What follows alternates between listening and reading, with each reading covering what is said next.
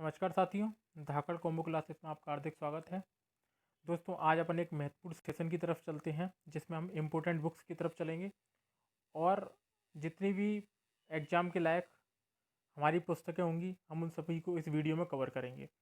आज की जो पुस्तकें हैं वो इतनी ज़्यादा इम्पोर्टेंट है कि आप यकीन मानिए कि परीक्षा की दृष्टि में आपको एक आध प्रश्न आपको परीक्षा में मिल ही जाएगा।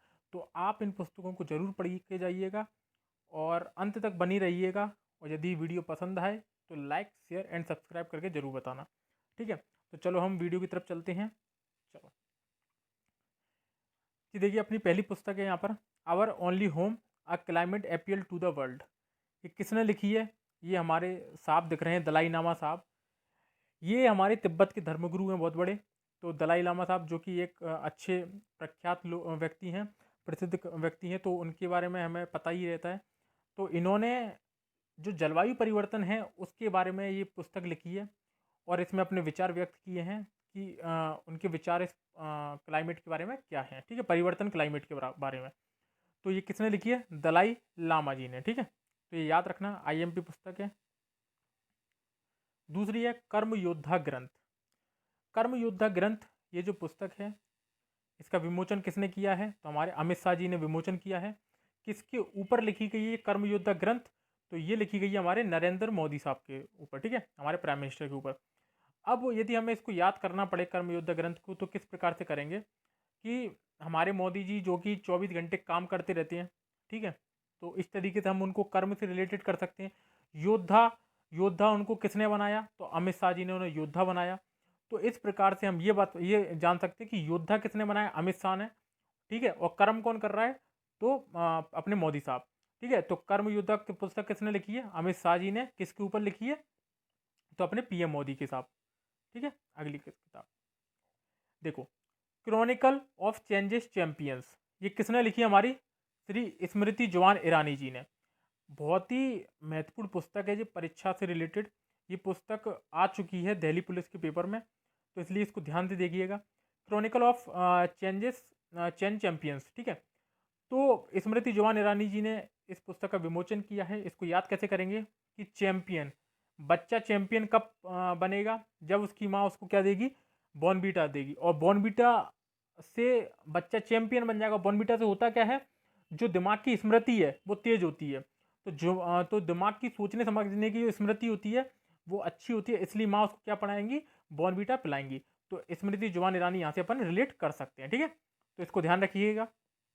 Next, Wuhan diary, dispatches from a quarantined city. ठीक है, तो किसने लिखी है ये? तो हम देख सकते हैं यहाँ पे फांग फांग ने लिखी है इसको। तो इस चीज़ को हम यदि रिलेट करें तो वुहान, यदि हम बात करें कोरोना काल में, कोरोना काल में जो कोरोना फैला वो कहाँ से फैला? हमारे चीन से फैला। और चीन के किस शहर से फैला? तो वुहान से फैला हुआ था। ठीक है, तो वुहान में जब कोरोना फैला तो लोग क्या बोल रहे थे? भागो भागो, भाग भाग भाग, यहाँ पे बहुत कोरोना, यहाँ पे मर जाएंगे, भाग भाग। तो किसने लिखी है? भाग भाग फांग फांग, भाग भाग फांग फांग, भाग भाग फांग फांग। इस तरीके से हम इसको रिलेट करके याद कर सकते हैं। ठीक है जी, देखिए लॉकडाउन लाइसेंस। लॉकडाउन लाइसेंस की पुस्तक किसने लिखी है? शोभा डे ने। ठीक है, शोभा डे ने। अब इसको याद कैसे करें? तो लॉकडाउन में हमारा एक ही काम था, सुबह उठना, दिन में खाना और रात में सोना। तो सुबह जब हमारे दोस्त हमें उठाते थे, चलो भाई मैच खेलने चलते हैं, तो हम उनसे क्या बोलते थे? अरे सोने दे यार, अरे सोने दे, अरे सोने दे, क्यों डिस्टर्ब कर रहा हमें? सोने दे।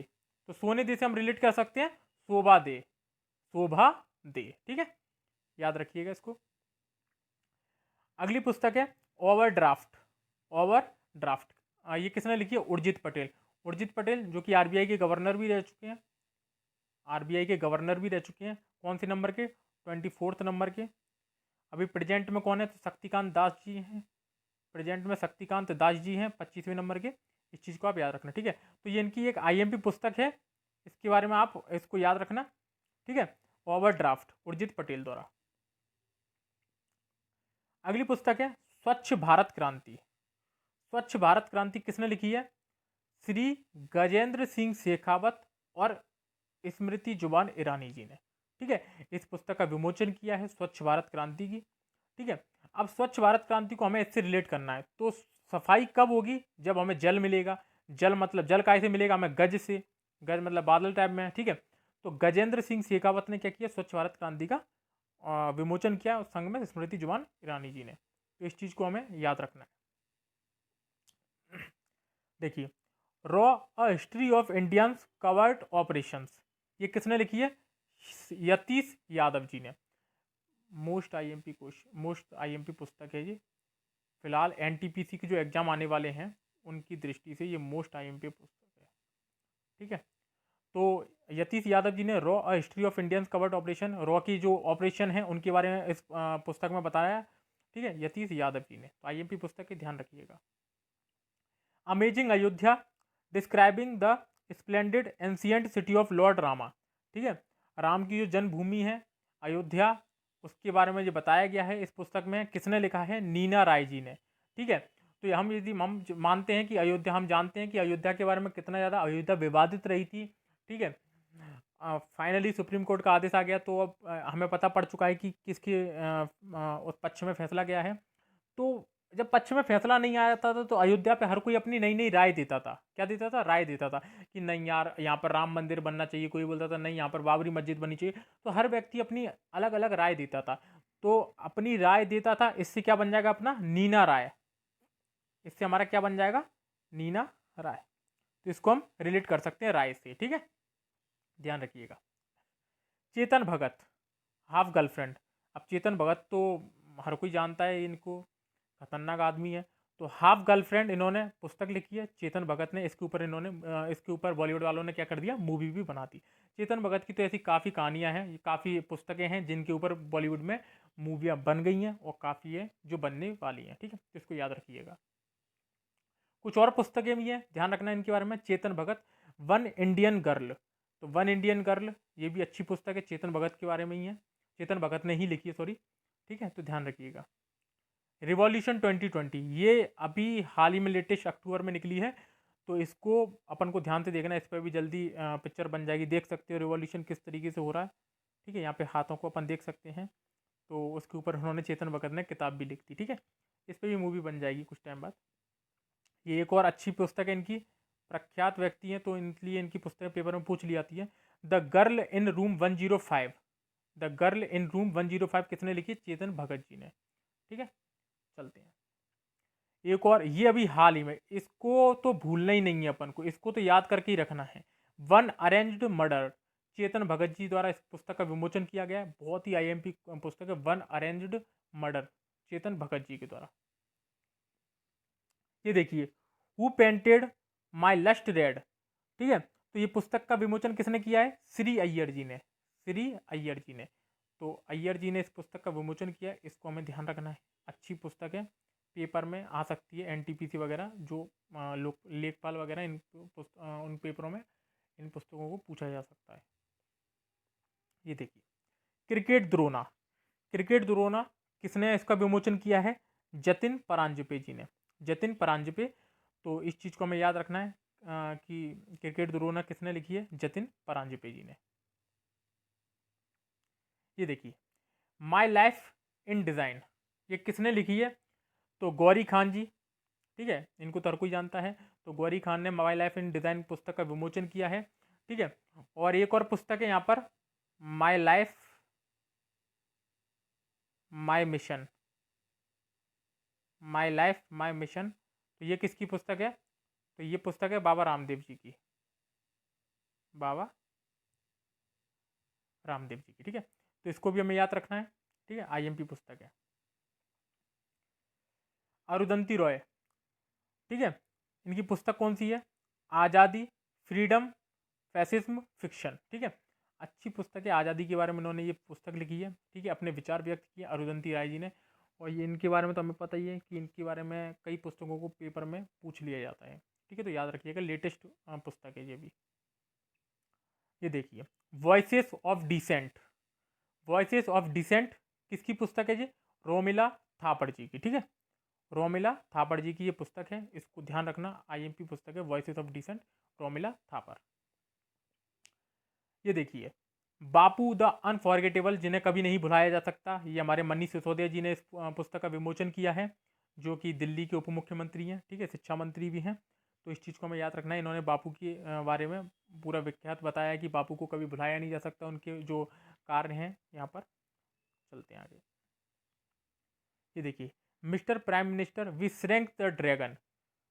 ड्रैगन ये किसने लिखी है? प्रदीप घूरा। प्रदीप घूरा। इसको हम रिलेट कर सकते हैं, ड्रैगन हमें क्या कर रहा है? घूर रहा है। चाइना में क्या कर रहा है? घूर रहा है। तो इसी से हम याद रख सकते हैं प्रदीप घूरा। अच्छी पुस्तक है, अभी हाल ही की लेटेस्ट है, अगस्त सितंबर की। उसको ध्यान रखना, प्रदीप घूरा जी ने, ठीक है। N era of darkness, Shashi Tharoor. ये तो अपने आप में ही प्रख्यात पुस्तक है और कई बार पेपर में आ भी जाती है। The British empire in India. तो जो इंडिया में ब्रिटिश एम्पायर का जो अस्तित्व था उसके बारे में इस पुस्तक में बताने का प्रयास किया गया है शशि थरूर के द्वारा। ये उन्होंने इसके बारे में अपने विचार व्यक्त किए। तो इस चीज़ को आप हमेशा याद रखना, ठीक है।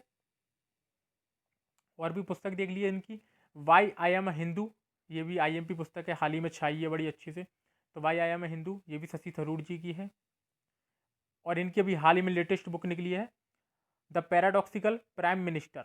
The paradoxical prime minister, PM Modi के ऊपर उन्होंने लिखा है शशि थरूर जी। इसको पुस्तक को तो याद रखना ही रखना है, ठीक है। चलते हैं आगे। The battle of belonging. The battle of belonging ये किसकी लिखी है? शशि थरूर जी की। अच्छी पुस्तक है the battle of belonging, Shashi Tharoor, ठीक है। आगे चलते हैं। Bye bye corona. Bye bye corona किसने लिखी है? प्रदीप कुमार श्रीवास्तव ने, ठीक है। अभी कोरोना काल में इस पुस्तक का विमोचन हुआ है, तो अब कोरोना के ऊपर पुस्तक आया है, कोई भरोसा नहीं है। तो इस चीज़ को याद रखना, IMP पुस्तक है ये।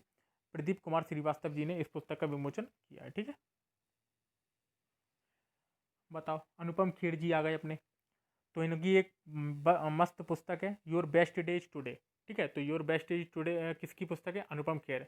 जो भी तुम्हारा जो अच्छा दिन है वो आज का ही दिन है, तो इसको अच्छे से जियो, इसके बारे में इस पुस्तक में बताया गया अनुपम खेर जी ने। आई एम नो मसीहा।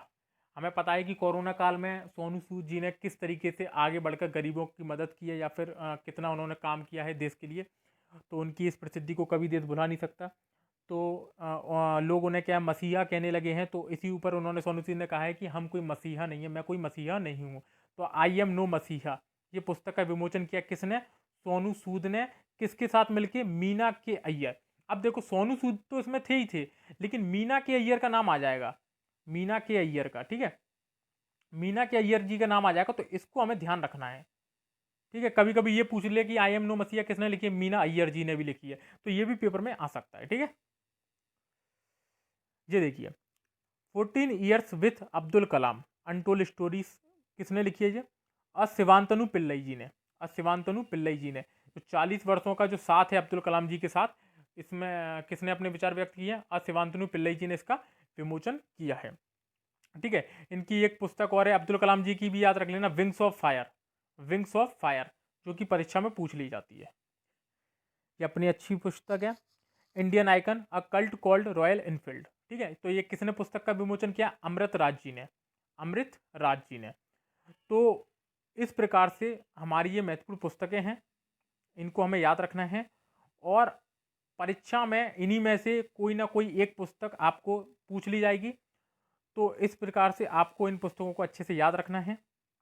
इन्हीं को आप 2-3 बार वीडियो को देखना, तो आपको ये वीडियो आपको ये पुस्तक याद हो जाएंगी, ठीक है। देख देख के मैंने अच्छे से आपके लिए ये पुस्तकें लेके आया हूँ, ठीक है। तो यदि वीडियो पसंद आए तो लाइक, शेयर एंड सब्सक्राइब करना, और बेल आइकन को ज़रूर दबाना।